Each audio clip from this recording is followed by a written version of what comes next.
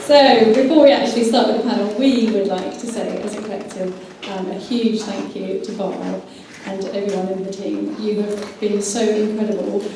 Your hard work is amazing. You've blown us away with how incredibly thoughtful and accommodating and welcoming, and you've given us this space at the whole festival to feel included and feel listened to. So I just would like, from Women in Boat Building, everyone to say a huge thank you to the whole team at Northwest Maritime.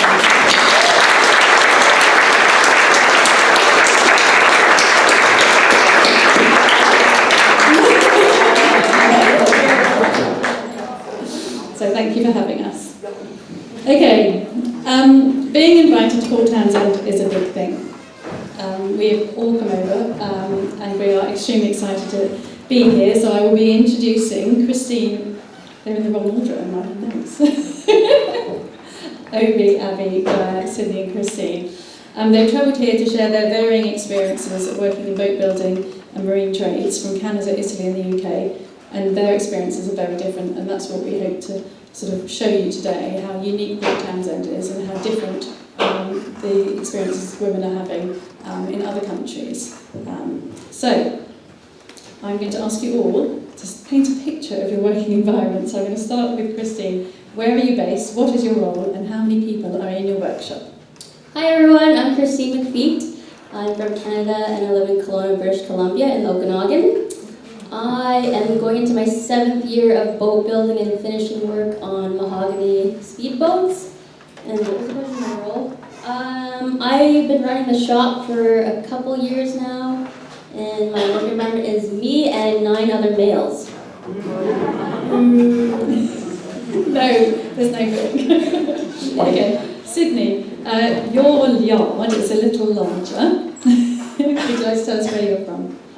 So I live down south in England, and I'm a marine electrician. I work for a company called Sunseeker. There's a total of about 2,300 people working there, and there's only 7% of that is women. Even less of that apprentices. There's only 8 female apprentices there. I'm the only one of another woman in my shed. There's probably about 100 people working in that shed, and I never get to see them. But I do enjoy working there. That's great. That paints a good picture. Okay, Gaia, you flew in from Italy. Tell us what you do and how big is your yard? How small? I have a small workshop in Milan, and I mean my yard, my boat yard is like 55 square meters, but I don't know if that means anything. Brilliant, and you're a boat builder. Abby? So I'm from the east coast of England in a little place called Norfolk, and I run my own boat yard and have 2 apprentices with me. Who are both boys. Maybe I've been to your yard. It's a beautiful, beautiful yard in the woods of Dorset. Yeah, so it's near the River Lynn, so it's lovely to have the kind of water flowing by. And it's little, but yeah, we work with the space well. And just because we're women in boat building and data matters, I think we've probably covered off actually how many women and how many men there are in everyone's yards. But should we just reiterate and go down and talk about the stats? 9 males, 1 female. I'm their boss.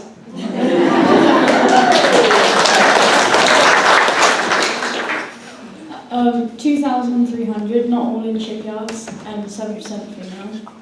And I'm the coolest one there. Of those 70%, lots of them are actually working in the offices though. I think 5%, no, hang on. Let me think about it. So 2% out of that 7% is probably in the shipyards. I'm not 100% sure if that's correct, but I know about 4% of the apprentices are female, and there's only 8 of us, so thank you. 100%. Yeah, it's just me. Say what you said before. Me and my multiple personalities. Yeah, so I'm the only girl, but I'm the boss and it's my yard, and I've got 2 boys working for me and about 8 contractors, all of which are male.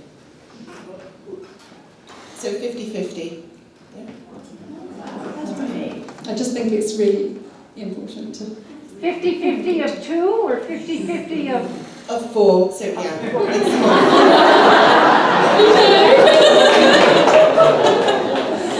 50 sounds better. Okay, there's so many different ways into this industry, and you've all had very different career paths. So it would be great. Obi, starting with you, you've come to boat building as a second career. Tell us how you came into boat building. So I am from a design background, and so have been working very much on computers, so within interior architecture. And it is, yeah, you go to site a few times, but it's obviously not that hands-on. And you kind of have designed something, and then it's built, and you're like, why does it look like that? You know, obviously, you get better at detailing and things like that. And then I decided I wanted to work with my hands, so I moved to IKEA. I'd done a PhD, and then I was like, oh, write up, change tack. First attempt, went to IKEA, which is, going in, changing the room sets, blah, blah, blah. And then COVID happened, and I was like, oh, I want to try something different and properly hands-on, and something that gives me a skill that I feel I can, not quite build my own house, but that kind of thing. And then, yeah, so I signed up for, very quickly, signed up for the Lyme Regis Boat Building and Furniture School. And yeah, it's, I've not really looked back, it's, yeah. Thank you. Abby, your journey began quite young. My journey began a long time ago. It's quite a long story. Actually, if you want to hear Abby's full journey, she's telling it at 4 o'clock, so very, very short version now. Yeah, I ended up messing about in boatyards because I didn't go to school, so I had a lot of freedom. And I've been doing it over a decade now, I think, and it's just the only thing I was ever good at. I just love it. Wouldn't ever do anything else. Guy, you started sailing first, but decided that you needed to fix the boat. Yeah, exactly. I started as a sailor, and then I got more interested in the repairing part, basically. And then I got into it, and I never left. Why did? But from a training point of view, you did a year at the Falmouth College in Cornwall, didn't you? Yeah. But the rest was sort of hands-on in yards. Just learning on the job. Okay. I'm so cold. Has anyone got a spare jumper? Yeah, She's really struggling with the air conditioning. It was a serious question. Anyone got a spare jumper? Jacket? Yeah, jacket. Yeah, they're not British. It's literally growing my face. Okay, thank you. Literally, it's appropriately blue, and Guy is going blue. Thank you, that's very thoughtful. We're into self-care at Women in Boat Building. Okay. Sydney, you started at 16. I did, which was 3 years ago. Which is so long ago. Probably not as amazing as a decade ago. But I've been in the world of engineering since I was probably even within 5 years old. My dad was a Royal Engineer. And I think I did GCSEs, and which is like the SATs here. And I did an engineering GCSE, and I did really well with that. So I decided I'd do an engineering in college, and I was in the middle of an engineering course. I say in the middle, I was a week in, and it was on a Wednesday. I remember this really vividly because it's really funny. So it was a week in on a Wednesday, and my now lecturer at college came screaming into the room. It was like, oh my God, Sunseeker are hiring marine electricians, and it's an apprenticeship, it's all paid for, it's really cool. Name, email, number, left. And then I thought, do you know what, why not? I'll give it a go, and then if I don't, I'll fall back on my engineering course, and then if I do, then now I'm here. Yay! And we're all very happy you're here. Christine, how did you get into boat building? Oh man, I've had such a random life. I've changed my career 3 times. When I was 9, I saw a helicopter flying over Diamond Head in Hawaii, and I looked up and I said, I'm going to do that one day. So I did my commercial helicopter license 12 years ago, Went into the industry. It's a very cutthroat industry. They don't tell you that in flight school because they just want all your money. So I went into the industry, worked up north in Alberta a little bit, and realized just how bad it was. And I wasn't with a good company, so I was the 13th person to quit in 4 months. And it turned me off from flying quite a bit. I still haven't really flown since then, and I wouldn't trust myself to fly any of you. I would crash that helicopter in a second. So. And then I got my bachelor's of applied science in ecotourism and outdoor guiding. I wanted to mix outdoor guiding with my helicopter license. Oh, I'm gonna have a heli adventure company, and do heli hiking, heli biking, heli yoga. There's heli everything. Like, how much capital am I gonna have to need to do this? So that was not really feasible. But in my last term of my degree program, I got a job on the island, Vancouver Island, at Strathcona Park Outdoor Education Center. Does anyone know that place? Yeah. Nice. And they said, okay, you're going to be waterfront coordinator girl, and you're going to maybe learn some minor boat repairs. I said, okay, that sounds good. I'm curious and I want to learn everything at all times, which is my problem in life. But it was my very first day on the island. I had just driven 14 hours from Alberta, and I saw this gentleman, Richard, and he was working on a kayak or canoe or both down by the lake, and it was just so beautiful, and I was so curious, and I went up to him and I said, can you show me what you're doing? I'm really curious what you're doing, and can you teach me? And he showed me, and all of a sudden I had this feeling come over me that I wanted to work on boats for the rest of my life, and that feeling's never left me, and I chased that feeling out west. Thank you, that's amazing. If we're going to go down the line, and everyone could just say, because I've been told that everyone in Port Townsend likes the nitty-gritty of what we're working on and what we're building. So if everyone could just talk about what they're actually doing in the yard, or they should be doing, and they're actually here instead. Okay, who's the start? Maybe? Okay, well, let's start the other end then. Christine. My main project now is rebuilding a 1939 Chris Craft custom barrel back. So I built the bottom with another guy, Jim, a couple months ago. We rebuilt hull sides and skinned those hull sides, brand new deck.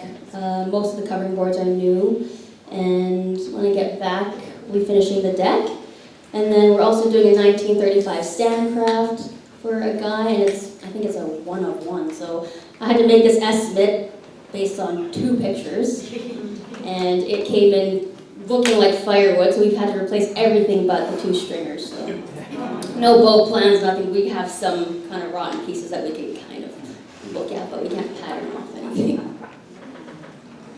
Sydney, what should you be doing at work today? What I'd be doing today? Oh God. It depends on what day it is. So basically. What are you doing?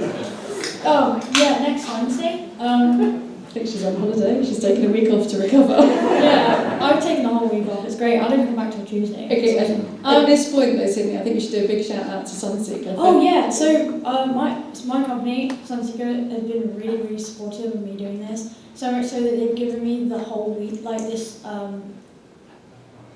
since Monday till when I come back and land on Tuesday, off. And then I'm being paid for it as well, which is amazing. So they've been really supportive, and I meant to say it in my talk yesterday, and completely forgot. Because there were so many amazing people there, and I wanted to answer all the questions. But they've been really supportive. But today I'd be in the engine room, just kind of working out. We're in first stage at the moment, so we're just getting like the skeleton done up with the electrics. So putting basket up, ready for rock wool to go on around that. I did a little bit of, I did the bonding pit before I left, so a lot of anodes and stuff. Just simple stuff, and then later on when that moves upstage, I'll go up to connecting a lot of that, like the water maker and all that. And how big is the boat? I work on an Ocean 90. I'm pretty sure that's 90 foot. I can't remember off the top of my head, but it's one of the famous 5 from Sunseeker, so you can have a look. What would you be doing in the yard today? Many things. So at the moment I'm working on a Canadian strip blank canoe, like literally one of yours, which are very nice. And I'm building it in Paulonia, which is, there isn't much about it, known, but it's a very interesting material. And anyway, this boat will be fiberglass both ways, so it doesn't really matter. So I'm coming into winter at the moment, so all my work is lining up still. But I've got a 30-foot broom, which is an old Norfolk high boat, and I've got a 30-foot Chris Craft, which is in for a full restoration, and I've got a little lapstrade tender as well, which needs a whole new bottom on it, because they dropped it in the crane, which was a bit scary. So that's an insurance job. And then, not my crane by the way, somebody else's crane. And then I've got another 3 30-footers turning up in October. So lots to do. Maybe. Yeah, so a couple of things. Because coming here, needed to pause with certain things. So I've been looking at a life cycle analysis, Marine Shift 365. And so it's looking at the bills of materials of the boat so far. The boat's still not quite finished, but it's, lots of data to just work through and kind of work out exactly what wood has been used, and, ancillaries. And then, make sense of it in some way. So I would say a tenth of the way through that, and it was either like come here or finish, doing that. So that kind of feels, that's not my kind of area of joy. And then we're kind of upgrading our workshop at the moment, so trying to have it so that our stand that we go to shows with, we can just kind of put up on the wall and then take it down when we need it for a show. So it's all this kind of slight, going back to interior design. And then when I go back, we'll be finishing off the boat kind of proper, just kind of getting all those details bang on. The next question is, what's your favourite part of boat building? Any particular skill that you feel that you excel at? Who wants to go first? Christine? I love thinking outside of the box to problem solve. I like doing that. I think I excel at pinstriping. There's so many pinstripes on these classic boats. My back hurts so much. Bending over and with the tape and using a caliper to measure if it's a 30-second off of the other one, it bothers me. I have to make them absolutely perfect. And your boats do win awards, don't they, in Canada? Yeah, there's been some first place finishes at Lake Tahoe, which has been nice. I haven't worked on those ones, but the 39 barrel back, hopefully we'll go to Lake Tahoe. We have to be invited, so we'll see if we're invited. You've been to Lake Tahoe. The finishing work, pressure. I like running cables. It's probably the easiest job to do. So I'll run my door wire through, and then I'll have someone on the other side, one of the apprentices or something, helping it pull it through, or it'll be on this other side feeding it in, and I'll blink and bam, cable is in there, it's in the boat, it's great. And then that and connecting up and testing. I love testing. That or fixing it when it's broken. Of trying to figure out all of it. Yeah, it's all basically. That's my favourite bit, okay. watching it work. Go, favourite bits. On the practical side, I like the fact that to do something there isn't just one way, so there are so many ways to do one thing, and at the end of the day you can have a 50-year experience and you can always learn, and that's amazing. On the romantic side, I always love the idea that in a way the soul of the boat is already there, you just build a body to it, but then most of the days I hate boats. So.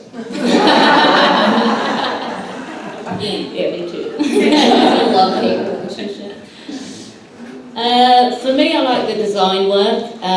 I've spent years doing a lot of repairs and things, which it's good fun, but it's hard and it's fast and it pays for the yard and brings the money in, but I really like building by eye and designing new stuff.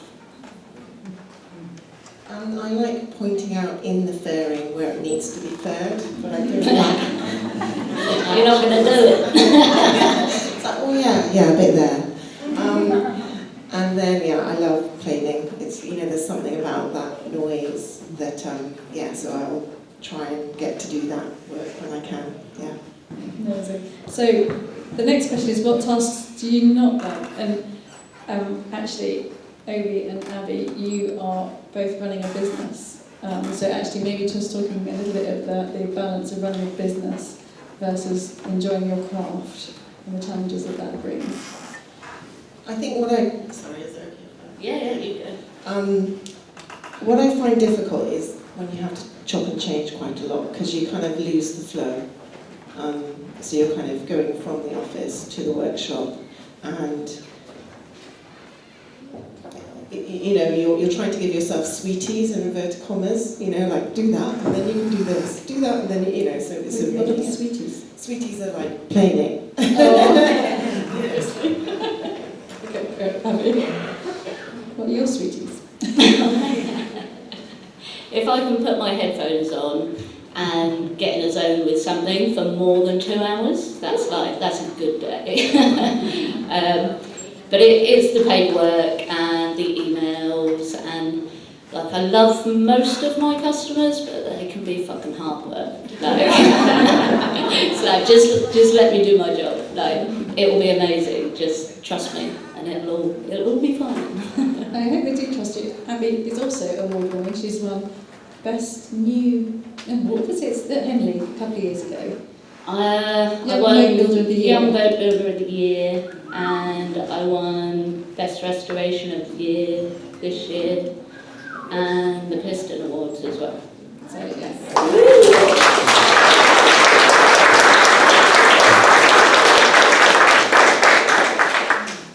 Bella, what do you not like doing in the boatyard? Yeah, what's your least favourite task in Making oars. Well, there's Am I right, or did I say something bad? Because, yes, probably because I don't know how to make them. And I just go around them, and I don't stop. I don't know, I don't like it, because I don't like to row. I mean, the canoe I'm building will have, you know, like it's like a bicycle. You will have the paddles, yeah. You're going to go do Race to Alaska? I mean, I'm cold with how many degrees are there? I will die. Sydney, what's your least favourite? Yeah, I don't think you've probably got one, have you?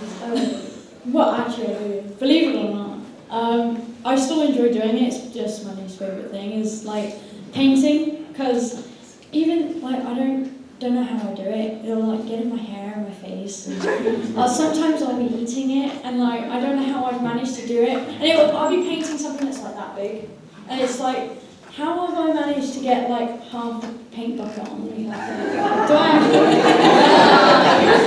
And then you get something. yeah, honestly. And then that and resin, because it's just annoying to mix, and then if you don't mix it right, it goes off too quickly.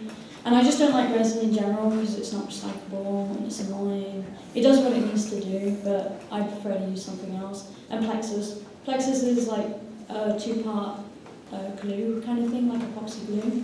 And it's also carcinogenic, and I hate working with it because it smells bad, and then it gets like everywhere as well.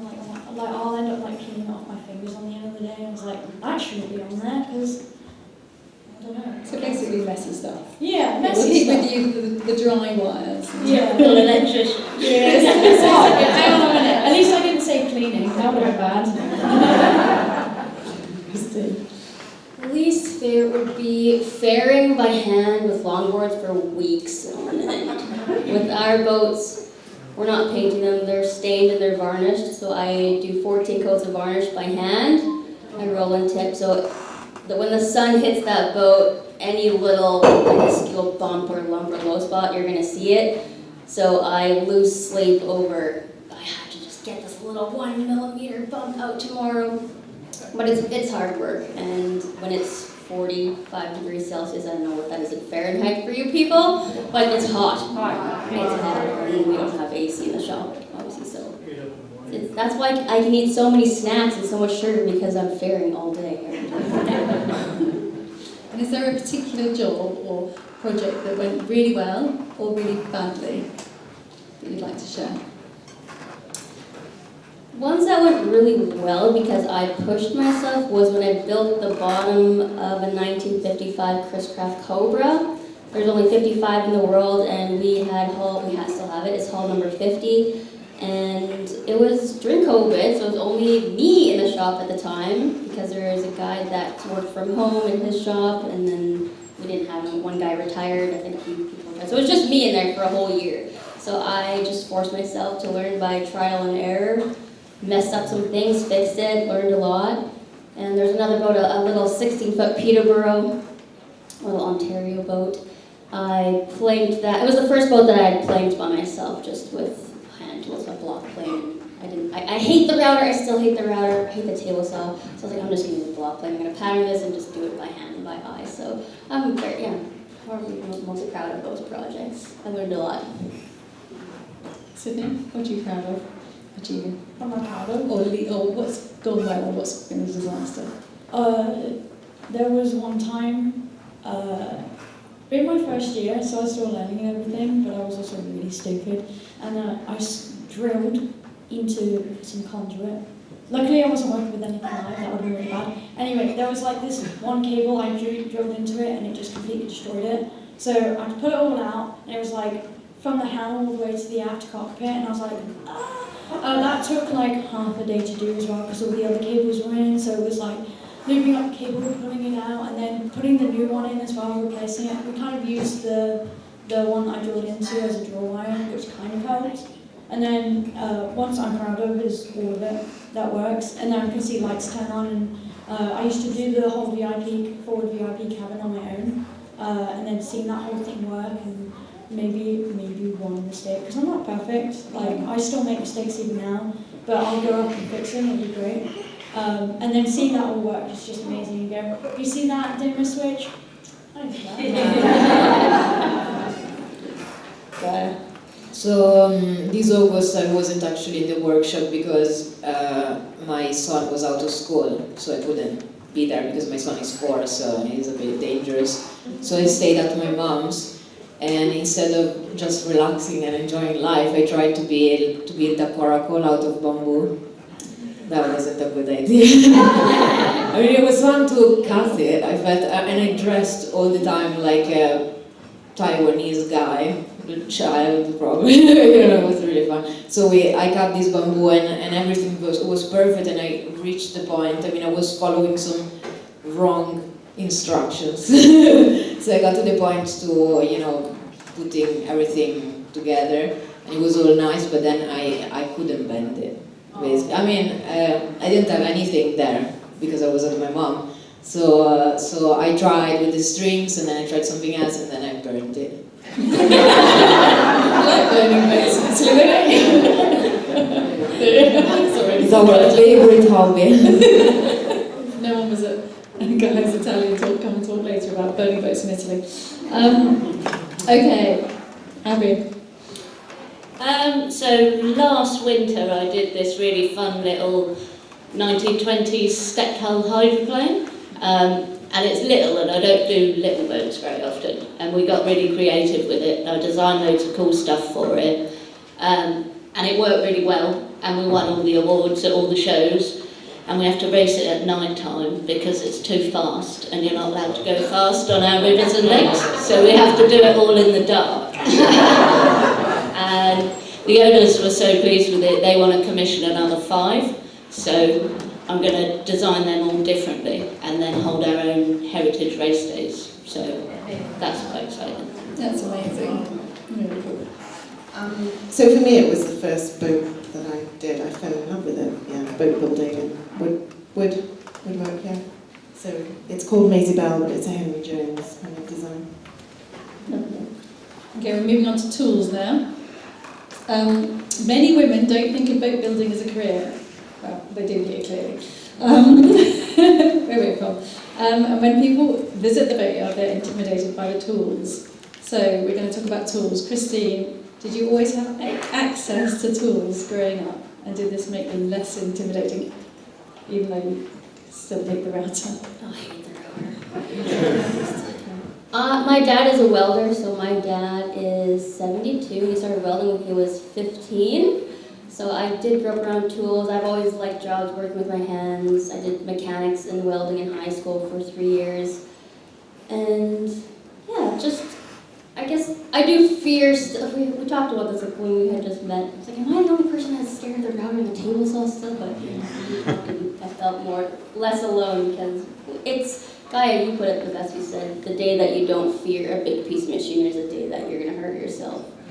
So I just hate Fear in that a piece good of way, you know how to use yeah, it. have reverence for it, have respect for the table saw.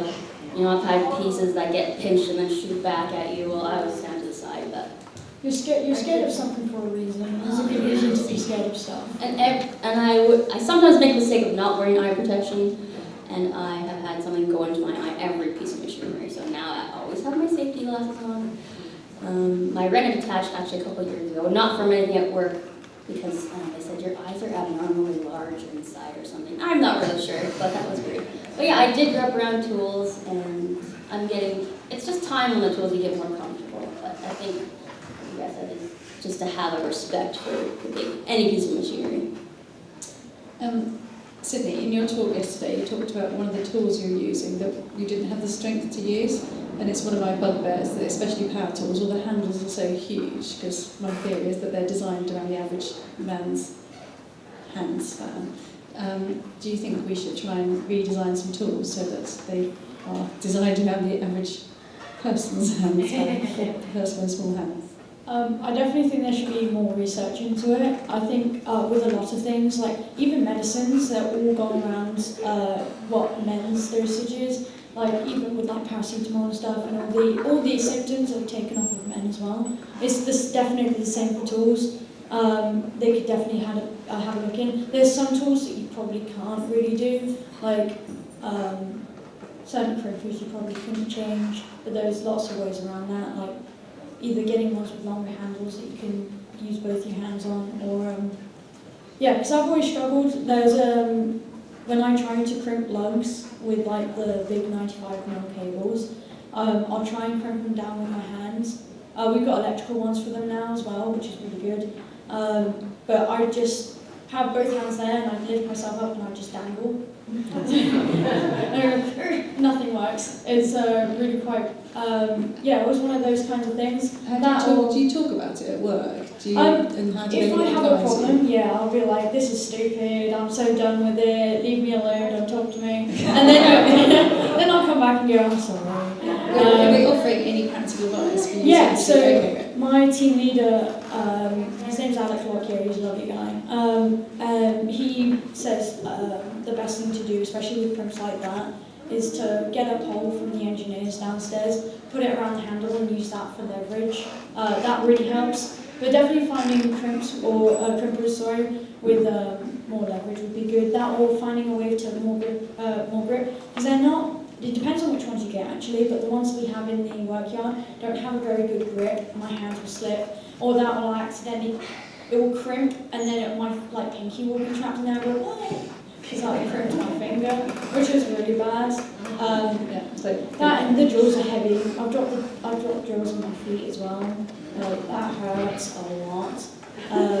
My hands are quite small anyway, so sometimes it's difficult for me to use some of the power tools. I'd love to see It'd be great, wouldn't change. it, if the hand grips were smaller? Yeah, that will at least have the option to have a smaller handle size. Like they're all just one size. Not everyone's hands are that big. I think you should design some and I'd copy them. definitely like to have a go at The it. Sydney. The Sydney. Yeah. Would Stanley be angry at me? We don't care about Stanley. So if anyone's got any contacts with tool manufacturers, we'd like to do a Sydney line, slightly smaller handles. Okay. Yes, please. Access to tools for women in Italy, how is it? I mean, everyone can buy a hammer. I mean, it's not that bad. I don't know, I mean, I don't see it, I never thought of it. You know, if the tool is just a way to get something done, so I don't know, it's not a big deal for me, apart for what Christine already said. For the rest is, yeah, I mean, some tools are really nice. Like the small one. Okay, no, yeah, I like the small ones, but not to use, just to Look at them. look at. Yeah. Actually, we all have that. Okay, let's go on to favourite tools then, Abby. Anything that makes it go faster. Anything that can speed the process up is always a bonus. Fear-wise, I think I've had so many injuries, I was sort of scared of everything, but mostly I'm scared of my boys using anything in the yard. Like, you're constantly listening for them catching the router or ramming stuff through the table saws too quickly, or, yeah, my main fear is one of them chopping their fingers off these days, because, yeah, you can't keep an eye on them in a big shed all the time, and it's only us, so, yeah. Maybe what's your favourite tool? I really like a crank handle chisel. Fancy. Okay, so I spoke to Diana about this panel and what to ask, and she was very keen that we all talked about the importance of work-life balance. Abby, I feel like we should... Next question. So I've got a list of questions here. How do you all balance work and life? Should we start with you then, Gail? I have a 4-year-old. Okay, now, it is very important to talk about it because, yeah, it is tough. I mean, I have a 4-year-old, and to be honest, how I parented last year, I don't like it one bit. I mean, no, that is not true. I mean, being a parent is a marathon, okay, so let's not be too hard on ourselves. But, yeah, there are many things that I would have done differently, you know, being there, because I was there, but I wasn't there mentally. I was always answering to emails, having calls and things like that, and I mean, I have resolutions for September, obviously, but that's less time on work, and if no one does my job, I mean, my multiple personalities still end up in one person. So it is difficult, and I don't have an answer. Abby, how's your work-life balance? Terrible.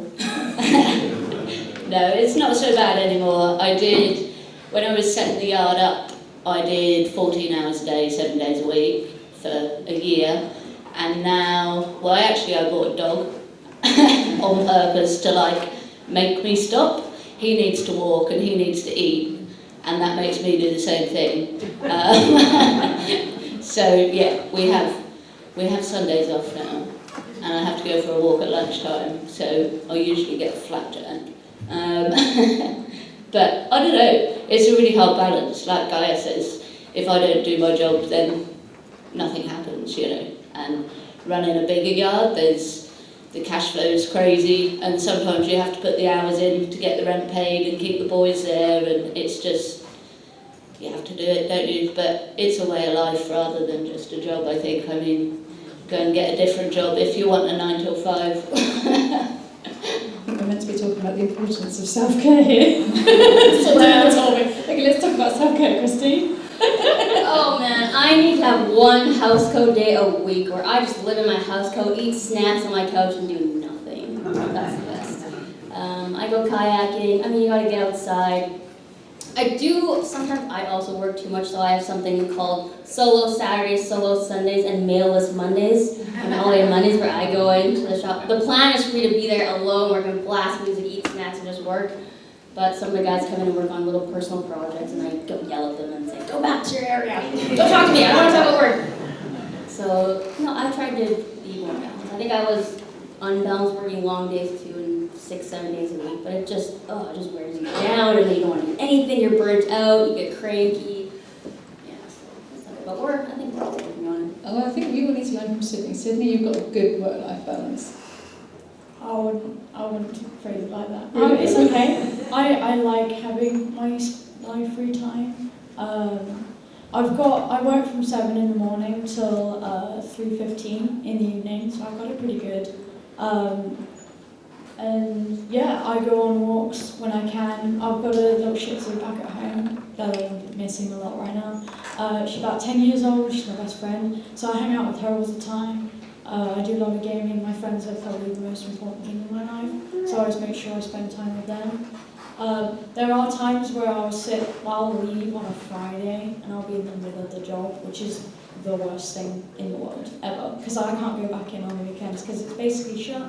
I just select a few people, and I couldn't do overtime for the first 2 years of my career. So I'd leave, not finishing something, and go, oh my god, and just think about it all night. I would be up at night thinking about it, or I'd have done something wrong, and then I'd think I wouldn't leave it alone until I'd be able to get back to it to change it. I'm a lot better at that now. My boyfriend keeps me grounded. He's a very laid-back kind of guy, so I kind of learn off him from that now. That and my dad would be like, sit me down and go, stop it. Do something else. That kind of thing is very nice. So deadlines, and I'm fine when I have a deadline so that I can work back to it, and I panic kind of early on so that then I can pace myself. But then I have been known to be, it's called overtime, where it will need to happen in a certain speed and at a certain time. Overtime happens. That sounds good. We need to have some Abby time and some Gaia time. Okay. Right. Career longevity. What's everyone's plan for the future? Abby, go on. What's your plan for the future? To get through your talk at 4 o'clock. I just want to grow the business. I'm working really hard to get more young people in the yard and more staff, which is really difficult in England. I've got my eye on a new yard as well, but yeah, I want to be bigger than the man that trained me. Like, he's done very well and he's leading in our country and what we do, but yeah, I want to make him look like he was a small independent.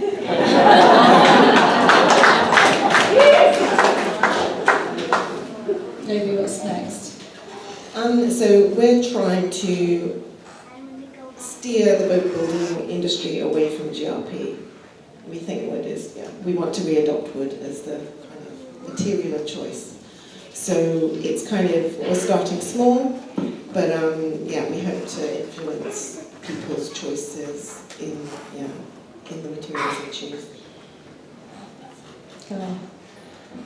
Win the lottery. Well, to be honest, I started not even 2 years ago. So I mean, usually you have to give 3 years for a business to understand if it's working. So I hope everything I'm building will work. And the point is will work both ways, because it's both a workshop so that I will actually sell my boats, but it's also about communication so that side grows bigger. And what I hope actually from the communication side is that someone else will start doing it, because I hate it. I mean, I like it because I like the purpose, but I don't like doing it. So, and actually from Italy there were 5 people that, randomly I saw some pages of graffiti popping up, from Italians, and I was like, oh wow, so I texted them saying, oh, good job, and they were like, all of them were like, oh yeah, I saw your page. So I thought that it would be nice to share our experience, and that was, I was like, yes, that was the point. Thank you. So, both these things. And also that my child grows older, so it's easier, maybe. Just changes, still get easier. Yeah, in Italy we say, I don't know if you say it, small children, small problems, big children, big problems. Do you say that? Yeah. Sydney. I don't know. Oh god, it started. We had this problem in my talk yesterday where I kept on saying, I don't know. But you do know. I do know. What I want to do is, eventually, I'm going to stay with Sunseeker for maybe another year or 2 and get I need to get the qualifications, I need to go crewing, so like my safety allowances, blah blah blah, etc. And then maybe do a minimum of 7 years out crewing, either on someone else's boat or just doing that kind of work. I want to be able to work on like old boats, if anyone wants to hire me. Please. Come back next. Yeah. I don't know, I love all of it. I love the work, and I wanna be on a boat all the time and just be around boats in general all the time. And then once I've got all that experience, I want to teach what I've learned to people, hopefully a lot more women as well, and just pass down the knowledge eventually. Krista. For me, I'm open to all opportunities. I do what's called tight seam planking, so plank on plank. I'm dying to learn lap strake and carvel, just other constructions or Scandinavian builds. So whether that requires me moving from Kelowna or starting maybe my own shop, finding some investors, I'm not sure. Kind of the world's my oyster right now, and I'm always open to everything. And I would love to learn from other people as well. Okay, before we open the floor to questions, is there any last pieces of advice you'd like to share, or information about where people can find out more about what you do? Maybe. The website, but I think it's also being visible. So as a woman of colour, you kind of notice that you're not that visible. Well, you don't see many people like you. And so I feel it's at the moment a duty. I don't like the limelight, I don't like to have my photo taken, but it's something that I'm like, right, this needs to happen for everyone so that it becomes normalised, yeah. Thank you.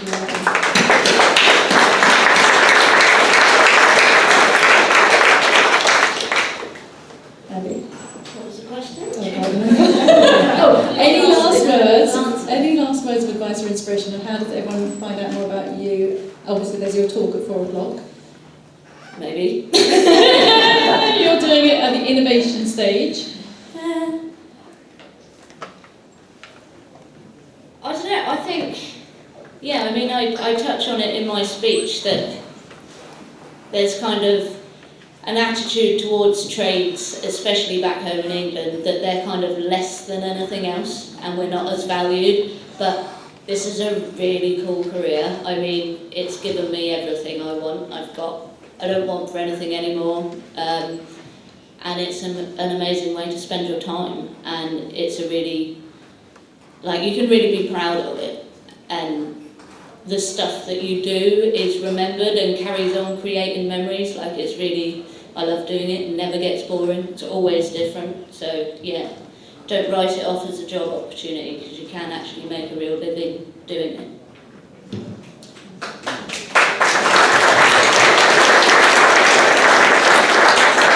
If you don't need to understand, Abby's created the most amazing collector's edition postcards for you all. You can collect one of, I don't know how many pictures there are of Abby and what she does in her workshop. They're beautiful, but it's worth getting one of each of them because they're amazing. And they're just for this festival. So, anyway, and they've got all their contact details. I don't have anything clever to say, but I was amazed that all these women were so organized and they wrote business cards and things like that, and I didn't. So if you have Instagram, take out your phone. I'm joking. That's it. Okay, This is actually I got all the followers. Okay, guys, Instagram is definitely worth following. It's Brojano Woodworking on Instagram, isn't it? Yeah, that's why I said so I can spell it. Okay. Come to the tent and you can talk to Gaia. But yeah, she posts the most brilliant videos. They're hilarious in yards. Yeah, but all of you cannot understand it. But for him, he's Italian and he's living. You can understand it, he's leaving. Ho detto che sei l'unico che capisce i video.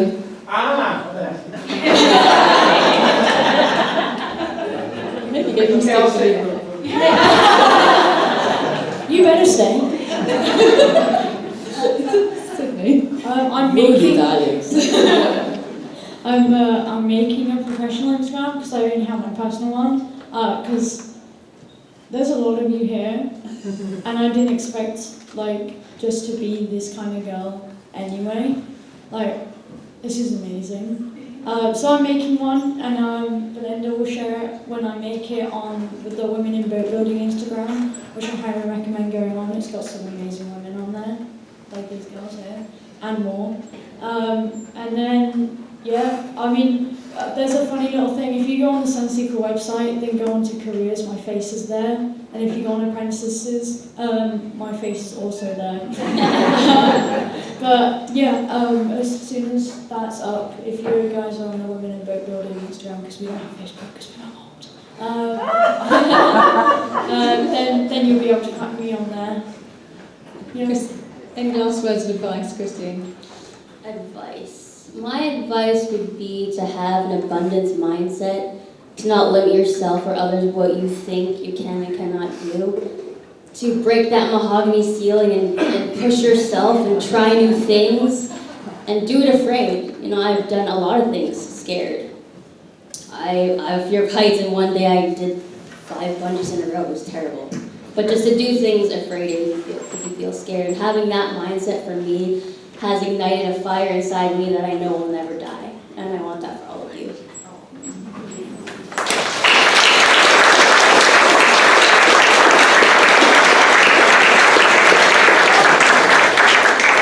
Okay, that's us. Any questions? Go for it. So, to what extent do you try to let, especially young women, know what you're doing? I mean, you know, is that a part of your thinking? I mean, and if so, aside from social media, I assume, but what about schools? I mean, obviously this kind of event, but this is sort of a niche, so more variety. I would love to put on woodworking shops. I think at my shop, just for young girls or young people. I don't know what kinds of things we make, but I've been thinking of that because Amy does that.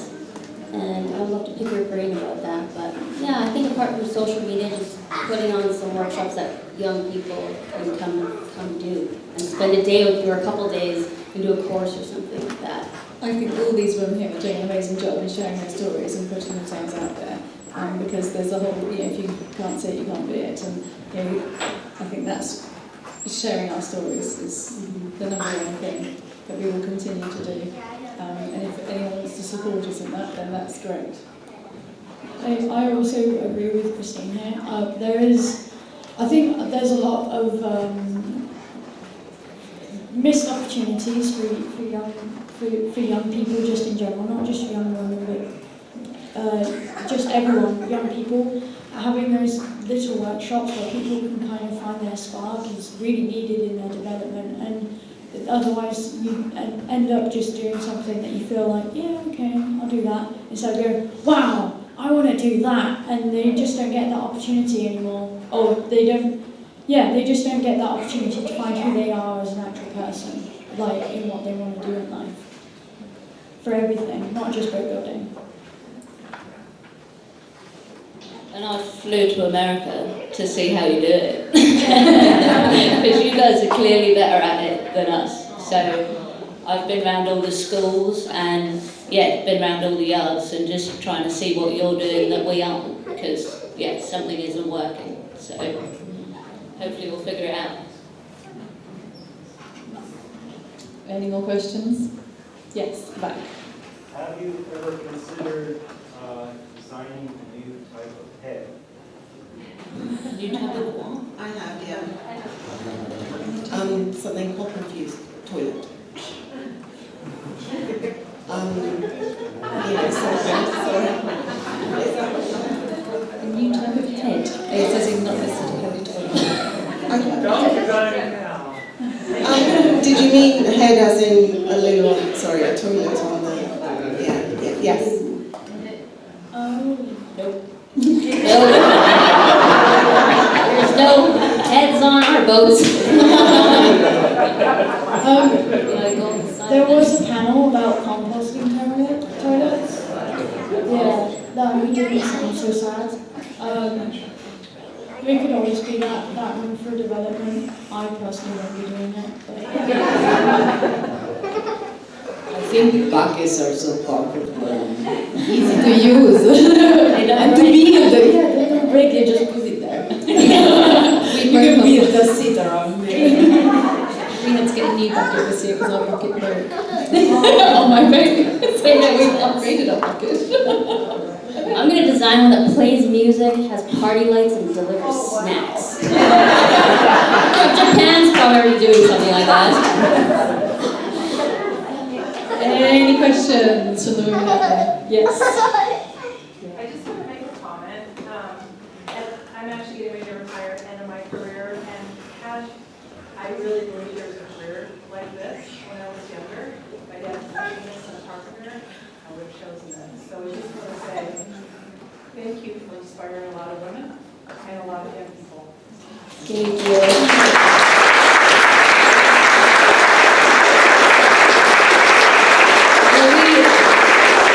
I appreciate that encouragement, and just to know how important it is to surround yourself with people that believe in you more than you believe in yourself.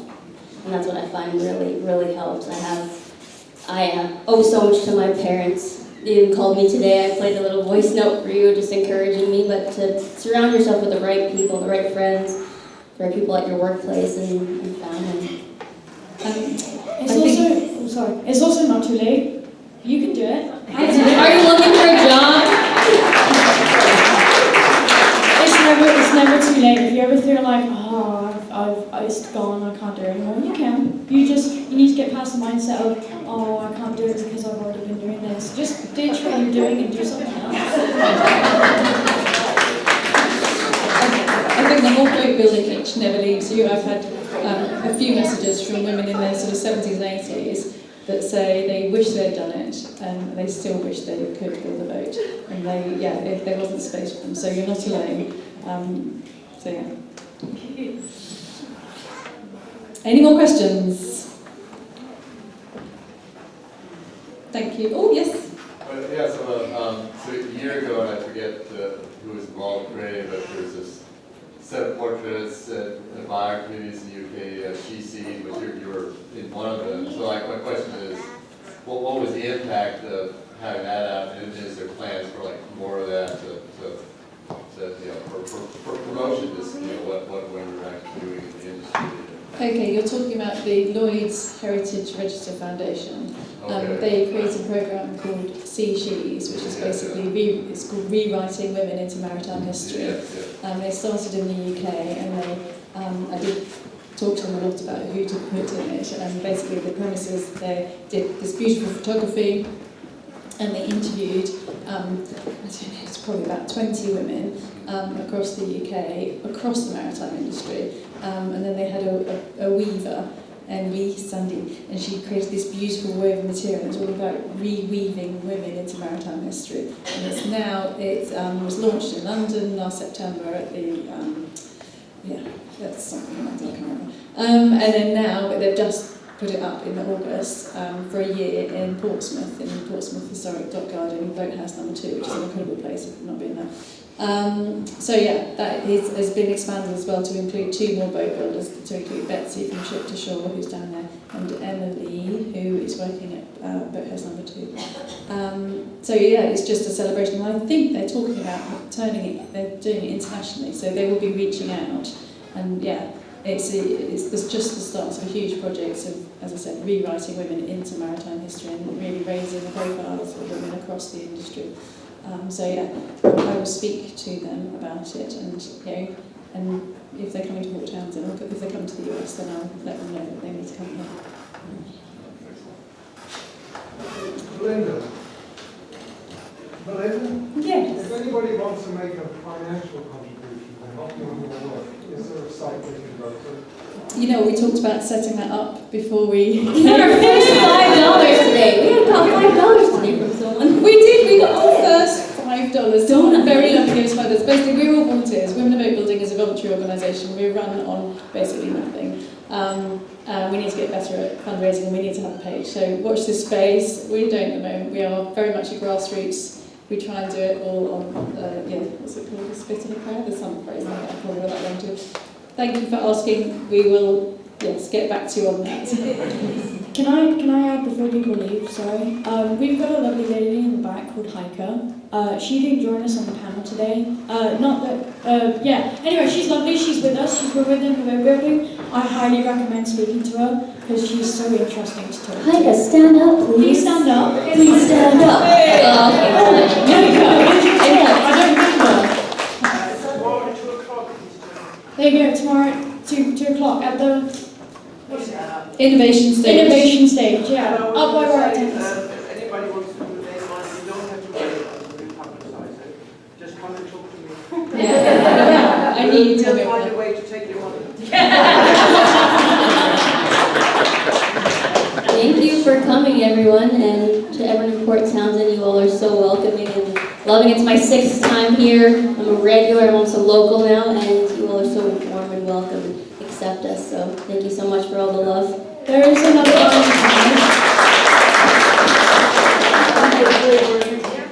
Designer, Sorry? road designer. Who's your favorite? Who's your favorite? Yeah, also, he's a boat designer. Sat on the lofty compliment. I see you slouching in your chair. Okay, final plug. We've got Abby, Fight or Float, at 4 o'clock on the innovation stage. We've got Obi doing sustainable boat building Sunday at 10 a.m. on the innovation stage. Hiker is doing her talk all about herself on 2 p.m. on the innovation stage. And we also, tomorrow morning, very excitingly, we are going to be premiering a beautiful film made by Emily Harris, who's a boat photographer, about a boat builder, Holly Latham. She's a Cornish traditional boat builder, and it's a 10 minutes, really meditative, beautiful film that we're premiering on the innovation stage at 9:30 tomorrow morning. And we're pitching it as it's Sunday morning boat building church. Yeah. It's really quiet, there's hardly any noise, it's just literally her playing, and it's a beautiful, beautiful watch. So if you'd like to join us at the innovation stage, bring your own coffee at 9:30 tomorrow morning. We will all be there and we would love to see you. Thank you for having us.